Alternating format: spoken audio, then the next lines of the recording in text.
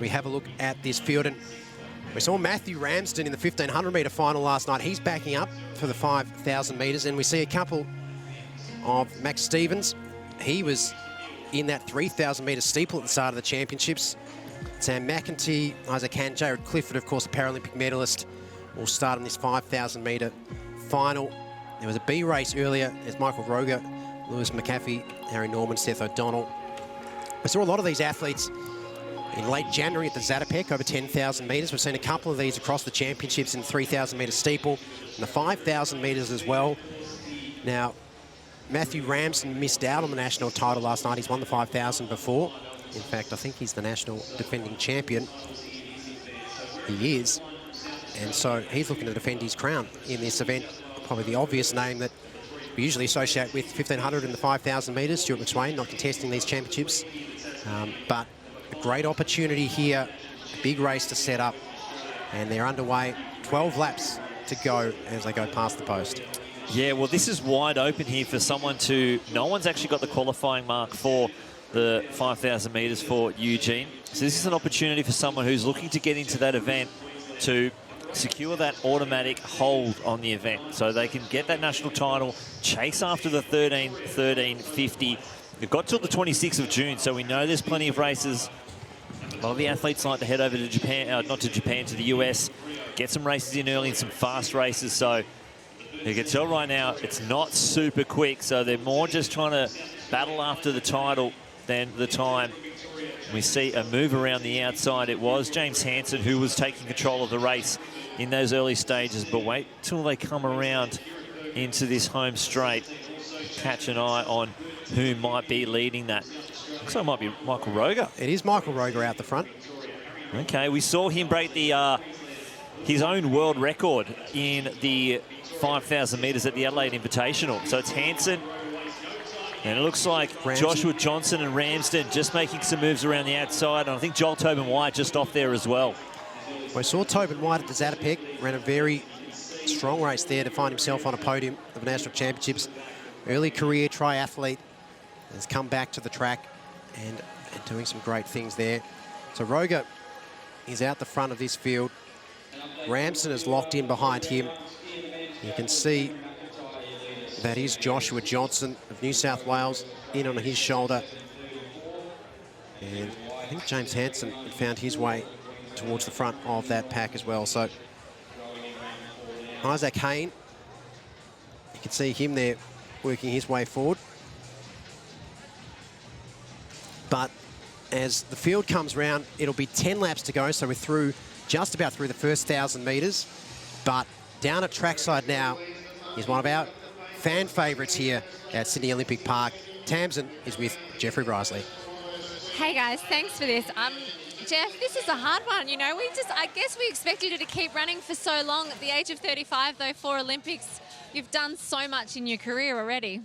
Yeah, you know, Tokyo was, well, 2021 was a great year, and I don't think many people expected it. And, you know, in the semi-final, I just had to jump 2 guys, and I just kind of left the track with a bit of a what if. And I remember the moment standing in the grandstand with Henry, the night session to finish, and we had a bit of a cry. And I think deep down I knew that that was it. I was never going to be in that situation again, and that hurt a lot. But I kind of came back and got a little bit of hunger for it and wanted to keep going. But, you know, I did indoors, and it was a bucket list thing, and I was just sort of come back, and mentally it's just getting harder, and the body's not doing what it wants, like what I want it to do. And it's also just really hard training with Pete all the time because, you know, he's in such good shape, and, you know, part of me is a bit disappointed. I wish I was 29 and I could, you know, go head-to-head with him, but I just, yeah, it's, you know, a lot of anxiety turning up to races, and I just know, like, the fire's burnt out, and,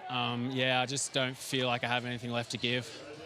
Well, let's talk about your career for just a second, because country kid from Victoria, you know, I remember you in Rome with Sally Pearson. You were like in the middle of the road trying to get a photo for your mum. You've come a long way since that point. Yeah, we're a pretty simple family. You know, Dad works night shift and, you know, grew up on a farm and stuff, market garden, and yeah, no one had passports before I started running, and then all of a sudden I'm traveling the world and trying all these new cuisines, and yeah, I was a kid and I was really green, and yeah, took photos of everything, and yeah, I met so many good people, and you know, I stamped out a passport, I think, in the first 4 years, and got just so many amazing experiences. And you know, the last 4 years have been tough, like really hard, but I think it's everything that I learned and I got to experience in those first 10 years. It just kept me going and kept me going, and kept, you know, I just kept turning up and got rewarded with a fourth Olympics. And yeah, I think I'm one of nine, and you know, but you know, the 800, it's just a different beast. You know, a lot of people move up in distance, but you know, to sort of stay at 800 and keep turning up and doing that lactic, you know, I was pretty proud of that. And yeah, it's just time to see what Jeff Risley looks like off the track. And yeah, last year, you know, I spent some time with Jai Edwards and Ed Trippers, and we're at Font-Romeu, and my running became more about helping people and that guidance and that mentorship. And I think that's where it sort of changed. And it's such a challenging sport that if you don't turn up 110%, you just get exposed. And it's probably just been slowly happening. And tonight, the last 2 weeks is sort of when it realised. But yeah, I'm going to miss those guys and miss, yeah, helping all the up-and-coming kids. But I love coaching, and you know, hopefully I'll stay involved in the sport, and might need to put a bit of space between me and that for a little bit. But yeah. Can I just say, just for everybody listening, that Jeff, you are one of the best people, not just on the track with how great you go about your athletics, but off the track. You're wonderful. You know, you're such a popular team member. You have been for such a long period of time now. 4 Olympics is something that at the end of the day, in years to come, you're going to be so proud of, because it's, you know, you're in a really privileged group of elite athletes. I have to ask, while I've got you here, the highlight of your career, because I know that I actually don't know what you're going to say, because there's been so many. Yeah, there's probably 3. Like, Tokyo was undoubtedly number 1, because, you know, if anyone knew the story and the lead up to that, and the mental health and the Achilles surgery and all that stuff, just to sort of get back and change coaches, and that took a lot of my energy and mental strength. And Glasgow Com Games, where I had 5 races in 5 days and came away with 2 fifths and just missed a medal. And then doing the double at the Nationals in 2015. I was actually texting Luke Matthews last night. We were both watching Ollie last night and clocking his last 800, and we're comparing our races in 2015 and 2019. I think we're closing 150.0, but with 52-second last lap. So, yeah, Ollie wound it up a bit more, but yeah, so that was another really, great experience. But yeah, just travelling, and the Falls Creek trips and the St. Moritz trips and the Font-Romeu trips, and I love going to a place and just routine and being with people and training hard and just being with other like-minded people working towards similar goals. That's what, I guess kept me inspired in the sport. Well, I think the one thing that we need to do is keep you in our sport, because you're just obviously a wealth of knowledge. You're a great person. You may be retiring from competitive athletics, but you're still part of the athletics family. And I just want to say a huge congratulations on a magnificent career. Yeah, well, I think I've started filling out my application for the advisory board. So maybe that might be my next role, and keep me kind of looking towards what's next. So yeah, thanks, Tams. And you were there at the start and racing, competing, and now here now. So appreciate it. You know what? There's more to Jeff Risley than just athlete, and you'll learn to understand that. But hey, well done. And look, it's daunting, you know, when you go to being an athlete and you control every part, and what you put in is what you get out, to starting at the bottom fresh and 35 without a lot of experience. It's daunting, but I'm excited for the challenge. Oh, you're going to kill it in the real world. Hey, well done. Yeah, thank you. Hey, good job. Well done. So they go through 8:25.69 for 3,000 metres. 5 laps left of the Australian 5,000 metre championships. And Roger, before that interview, he was in the front and he's still leading the pace. He's set the tempo from the outset, running very strongly from the front. And before we go back to the race, as we just reflect on Jeffrey Risley's career, he'll finish 5 times the national champion over the metric mile. And you look at the names that, you know, it's only Mike Hillard won 8, Simon Doyle run Gregson 5 and 4, Elby Thomas, John Landy, Herb Elliott had 3 each. The other memory that I have of Jeff Risley, those races at the Melbourne Track Classic over Asbel Kiprop, when he had that whole home straight grandstand behind him, he brought the house down. He was such a popular figure with the local crowds, and he always brought the show. You always knew when he turned up, anything was possible, and we'll miss that.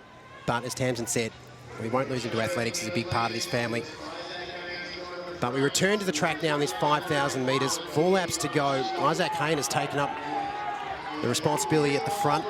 And we've seen Sam McEntee go forward in this field. Joshua Johnson's there, Ramsden's looming. Jack Bruce, who we've seen at the Zatopek earlier in the year, run so strongly. Ramsden's the defending champion. Isaac Hayne has run so aggressively in the front of these races and leaves nothing to chance. Johnson, he's got the cap back to front, making a bit of a statement there. You won't lose him in the field, which is fantastic for us from our vantage point. It really is. But the tall figure there is Matthew Ramsden. And this field is now really starting to stretch out. It was bunched early. It was slow. They're winding into it. It'll be 3 laps left to go next time past the post. I don't think... We're just waiting to see who makes the first move. I think Ramsden will want to hold it as long as possible to kick. But it's McEntee that's rolling forward. Ramsden is there as well. Be 3 laps to go in the 5,000 metre championship for Australia. Yeah, that little move from McEntee around Johnson, and Ramsden and Bruce responded with him. Hansen there just off the back of that group as well. We saw the way McEntee finished his race at the Adelaide Invitational. He looked like he was shot out of a cannon. A fantastic burst of speed down the home straight. Pure technical perfection. So they go down the back straight. There's still a big group. A nice little move around the outside past Johnson to get on the back of this train. But it's the front 4 there. Hayne, McEntee, Ramsden and Bruce, all very, very capable of taking out the 5,000 metre title. Hansen just getting on the back of Bruce as well. They're going to come around past this big screen and into the home straight. And they'll have 900 metres left to go here in the Australian title battle. Who will take it out? They won't be near the time, 13:13:50.